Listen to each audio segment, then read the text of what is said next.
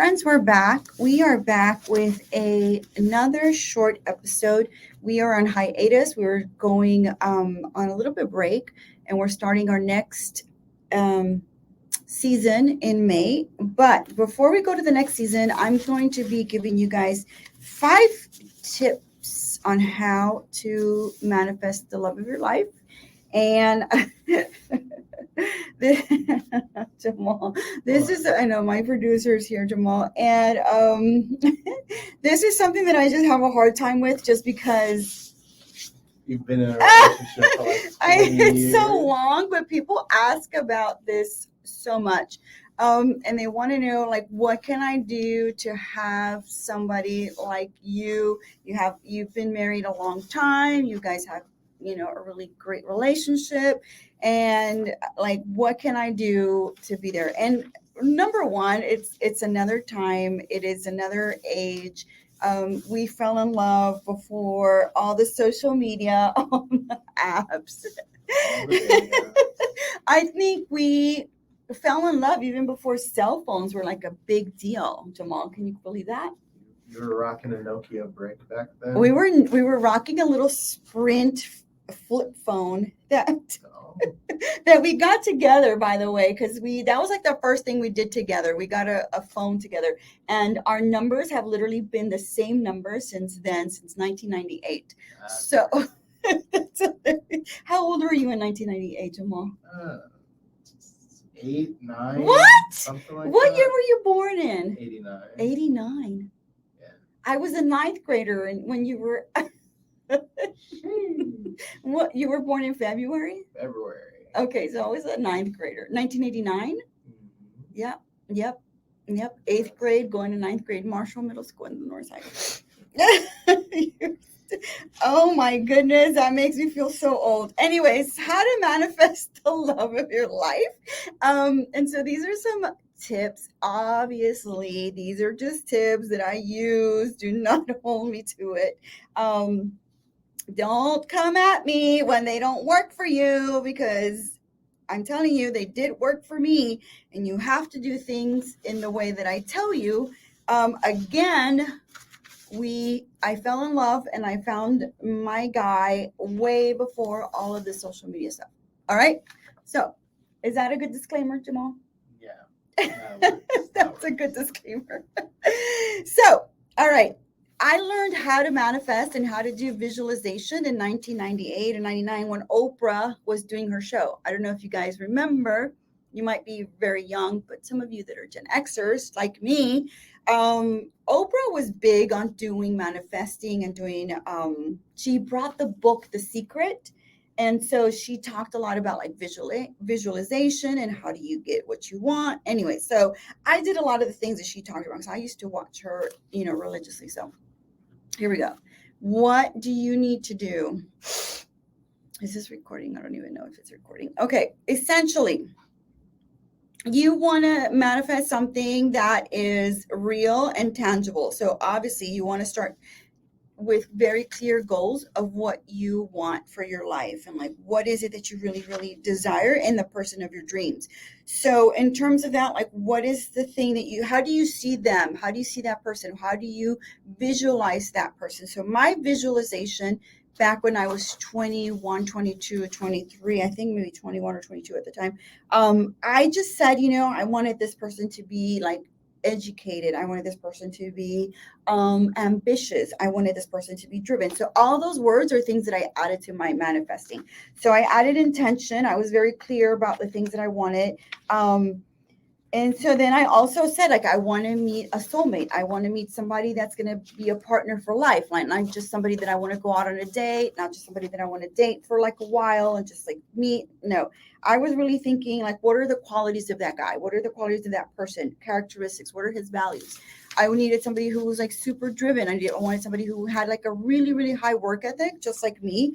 And the values were very important. Like, that is so, so important, that the value system was right on track with mine. And it was like high integrity. It was like high character. It was somebody who held themselves accountable for things that they did. It was somebody who supported a partner, who knew how to be a side person, like someone who would be a good person to like go to for like advice and that sort of thing. So that's kind of what I wrote down on my manifesting. And then the second thing I did was I set out my intention. And then I started asking for what I wanted, and I wrote it down. I wrote it down on paper. You can also do like a big vision board. You can do that, whatever you want. You can do like a Pinterest nowadays. You could do like a Pinterest board if you want to do that. Visualizing and then speaking your intentions is so important. Like sometimes you think to yourself, like, this is what I want, this is what I'm looking for.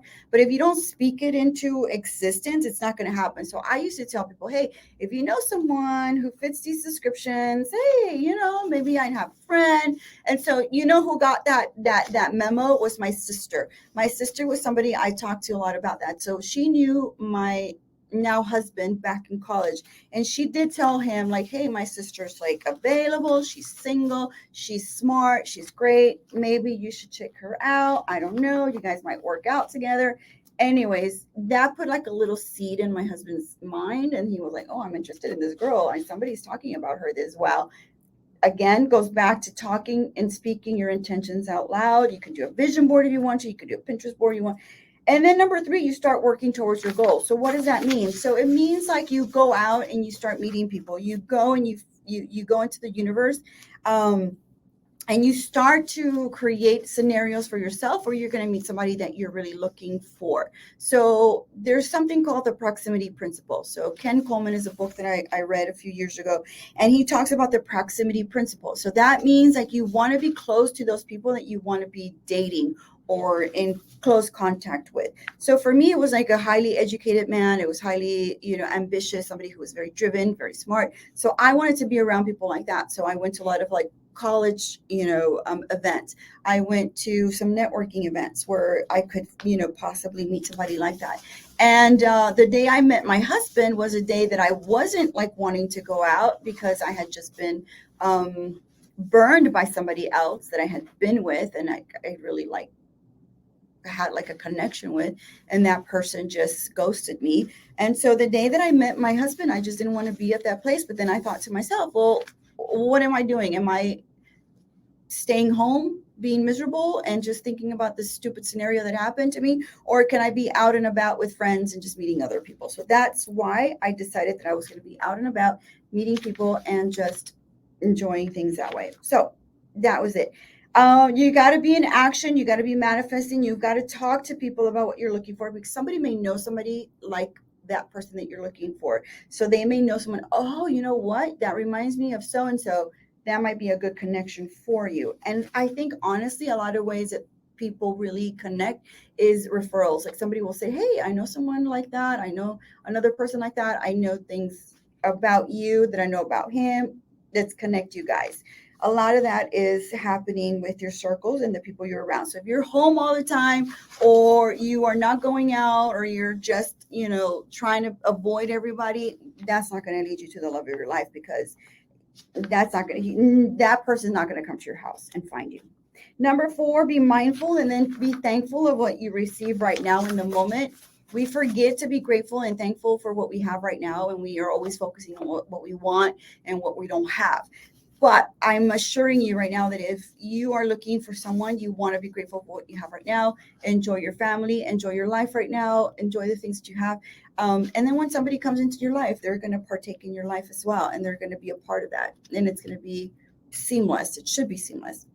Your relationship should not be difficult. And then, so that would be number 4. And so crafting, the last one is to let go of limiting beliefs. The last one is to let go of any resistance. A lot of young people, and Jamal, this goes for you too, is my youngster over here. Do not limit yourself by what you get from that person in the first encounter or second encounter. People change, people adapt. If there are things for yourself that are important and that are unique, they might be, amicable to opening up to you and to kind of coming into your life.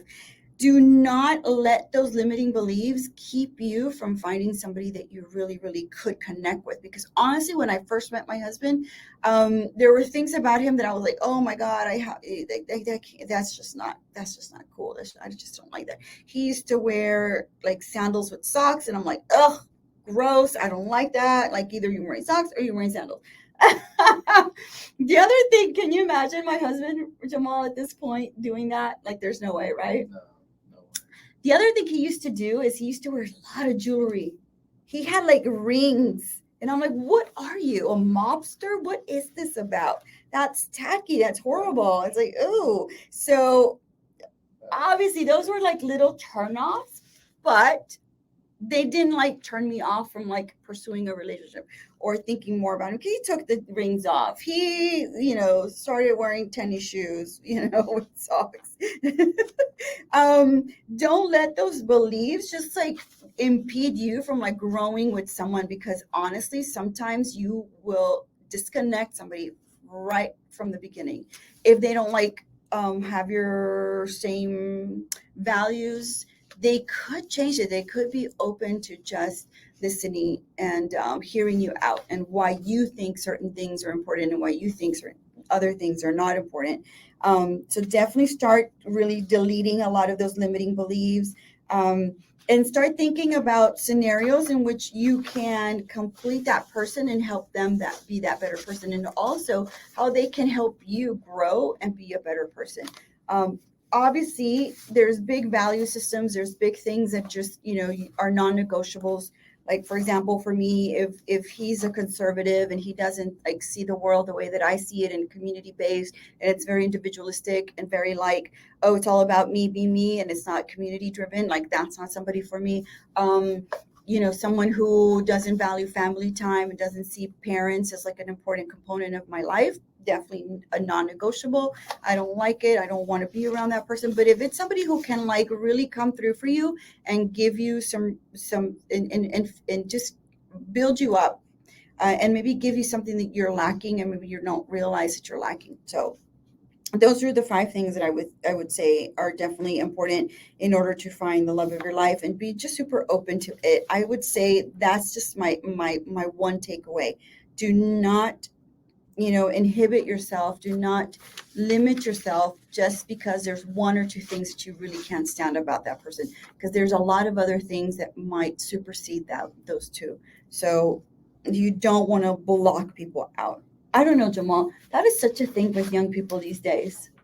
But like blocking Yeah, people out. blocking and like not accepting like people with like different mentalities and different ideologies. There's too much opportunity these days. When we live in a world of dating apps where another man or woman is just a swipe away, why waste your time? That's how a lot of people think of it these days, especially for women. But why is it so important to be like an ROI? It's like a return on investment. Like guys always have this mentality nowadays, and I just spoke to someone very recently that said, "Well, I'm not going to take her out on a date. I'm not going to pay for a dinner if I'm not going to get anything in return." Why is it so huge that there's an ROI right at the beginning? Can't relate because I don't understand that mentality, but some people view dating as transactional. So it's like if I'm going out on a date and I'm going to pay for dinner, then either you have dinner next time, or we're hooking up, Mhm.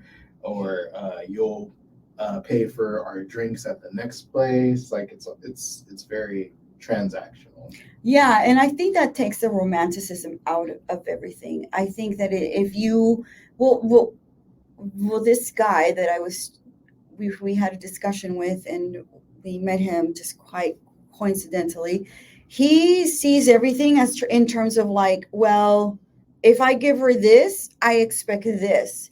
And a lot of times at the beginning of a relationship, you're taking chances. You really are investing in the possibility, not in the return, immediate return, right? It's in the possibility that it could turn into something special and something amazing.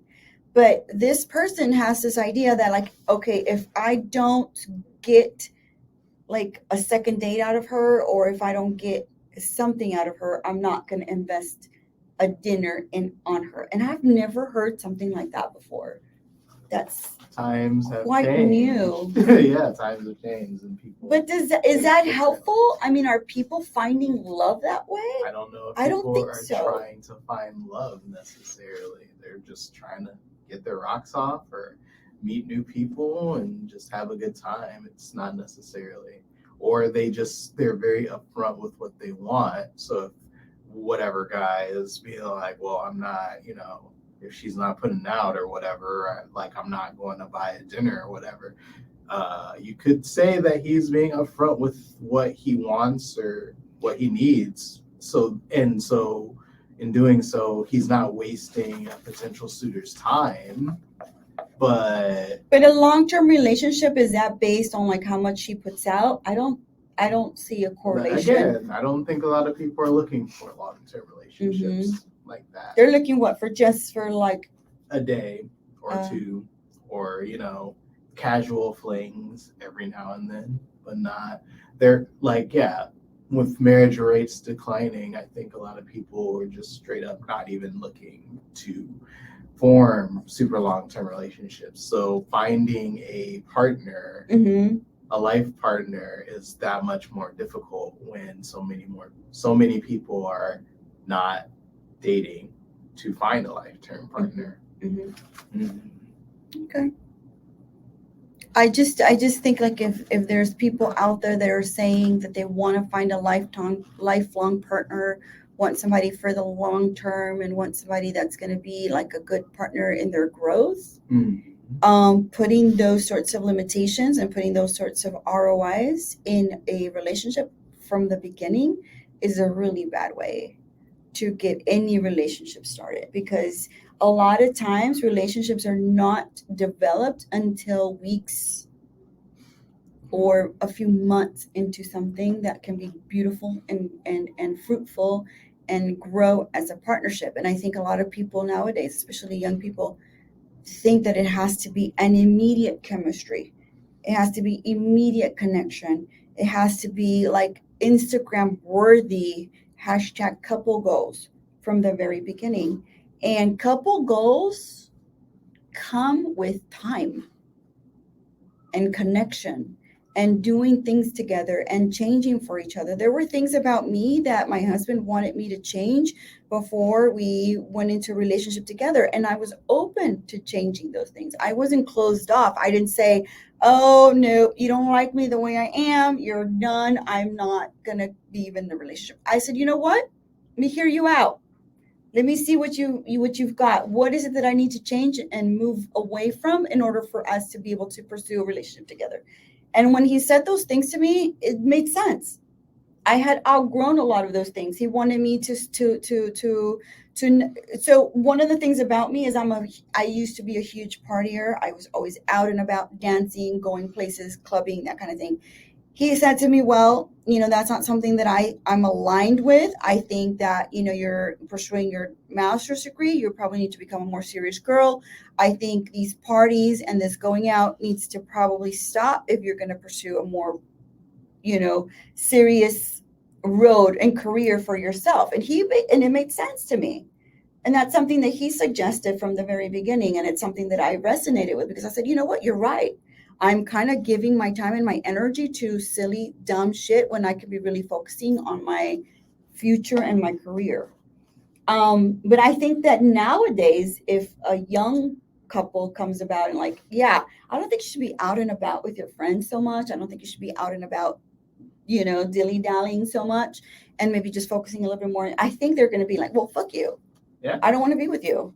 I that's not me. Accept me for who I am. But here's the opposite. How about you hear, you listen, and you think about it for a while and say, you know what, you're right. You do have a point. I do need to kind of go to the next level as a woman, as a person. I was pursuing my master's degree and I was still having fun and going out and partying. Obviously, I'm always going to be a party. I'm always going to have fun. But he was right. I needed to really focus on what I wanted my career to be. You know what I'm saying? The way that my family took advantage of me a lot. They took advantage of me because I always said, yes, it's fine. I will do. And he's like, you have to put your foot down. You can't just allow people to always do whatever they want with you. So that was another thing that he was kind of like, okay, we need to change that about you. You need to put your foot down a little bit more and not be so easy and giving and always there. And that was a little bit of a rift that caused with my family, but I understood where he was coming from because I was a people pleaser and I needed to change that. So all I'm saying is for young people that are looking for a partnership, you have to make modifications.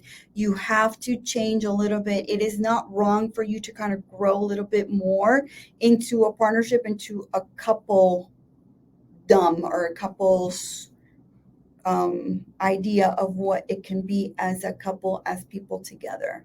I'm grateful that I did not say to him to go to hell because he wanted me to change those things. I'm grateful that I said, okay, I'm here to listen. I want to listen and I'm here to change those things. I think they make sense.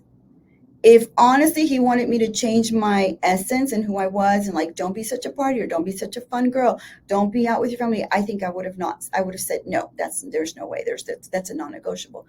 But sometimes our partners or the people that we meet want to make us better, and there's things about us that we really could change and make us better, right? And I think that for me was kind of like the key, and why I talk about this so much is like, I watched the kids on that show on Netflix, Love is Blind. And I'm like, oh my gosh, if only you could just listen a little bit more and talk less and don't be so hung up on what you always want and what it can work out as a couple, a lot of things could change. But I don't know if young people are ready to hear that conversation. I think people in their 30s might be more open to that. Sure, maybe. I mean, people that are looking to settle down might be more into that, but I think that just again goes back to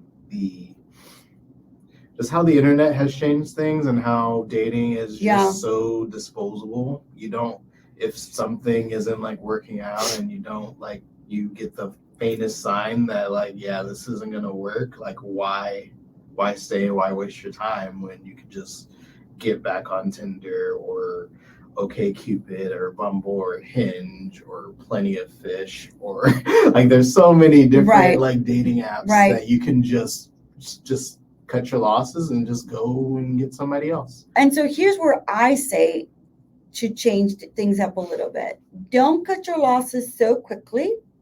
Give it a little bit more time. See where the relationship is going. The person might be amenable to changing and to kind of like meshing with you, because it's really what a relationship is. You mesh two people together, and obviously you don't change the essence of who you are, because it's always going to be you, but you mesh each other's gives and takes, because that's really what a relationship is. It isn't like I'm only going to be me and you're going to accept me for me and you put up with me how I am. It really is like, okay, I hear you.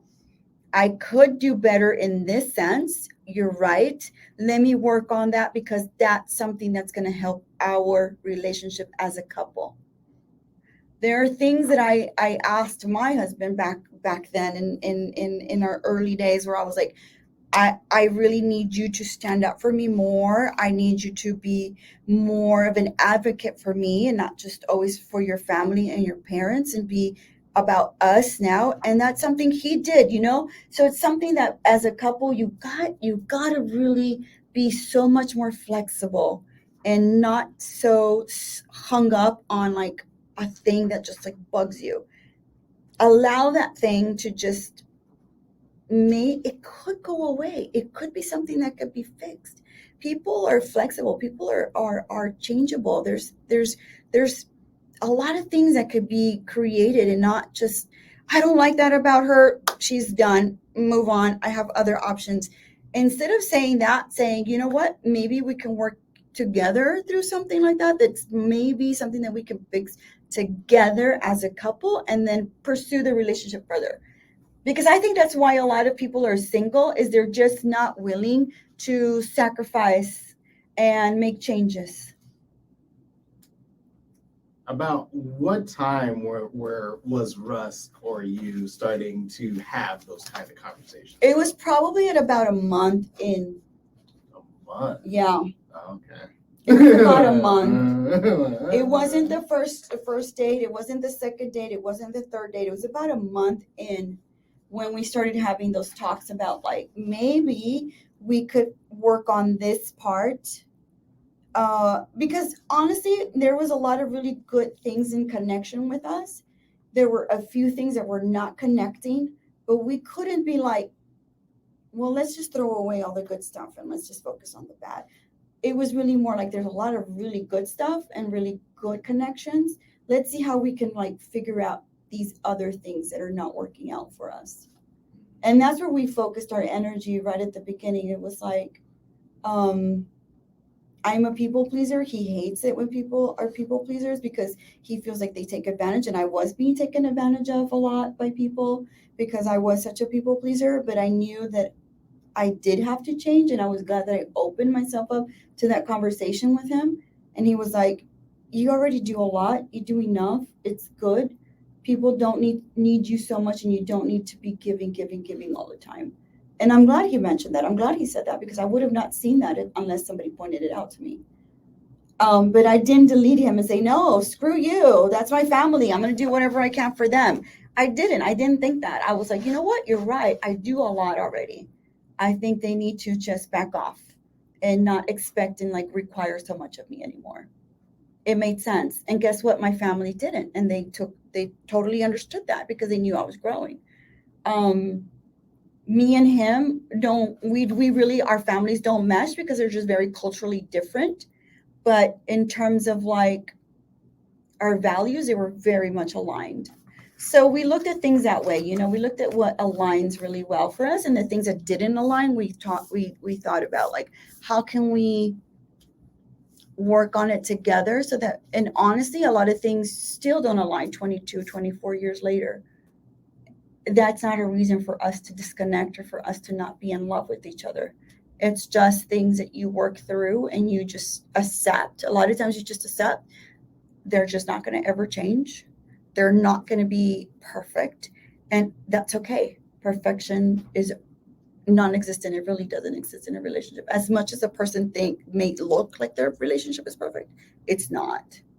Mm. And I think there's a lot of give and take that needs to happen in a relationship. And I think that's where young people have a lot of a struggle, is they don't really want to do the give and take. I think they want it to be very like neutral and normal and chemistry driven from the beginning. And a lot of times chemistry comes with time. Fair. Or initial attraction, like, oh, I'm not attracted to her. She's not the type that I go for. How about, let's see, maybe she could be a type that I would go for. There are too many options. Yeah, and options are not always good because options are going to always keep you in limbo. There's always going to be an option for something else. It's like they always say, well, you know what? Maybe the grass is greener over there. Well, the grass is green wherever you water it. That's just the bottom line. The grass is always going to be green where you water, where you nurture, where you spend your time, gardening. It's this thing with people, and women do the same thing. It's like, well, I may find somebody better. I might find somebody better suited. Like, girl, just garden where you have right now and nurture that. There's too much options, and I think options are not good in any way. I think options are great if you are really like somebody that's like, I can pick that and I'm going to stick with that. But if you're somebody who's indecisive, options are always going to be a problem. Because there's always going to be options. And until you make that decision to be intentional about finding somebody, those options are not going to be a problem anymore because you're so driven and focused on that one person. True. Anyway, so those were the 5 things. Did I go too off on a tangent? Maybe. I don't know. I think it's good. Okay, guys. So those are the 5 things that you can do to manifest love, the love of your life. Don't hesitate to tell me what you think, and also what else you want to hear about. And then if there's more relationship stuff you want to talk, we have a 5 the 5 love languages episode up now. So definitely check that one out. It's a good one. Let me know what you think. Thank you.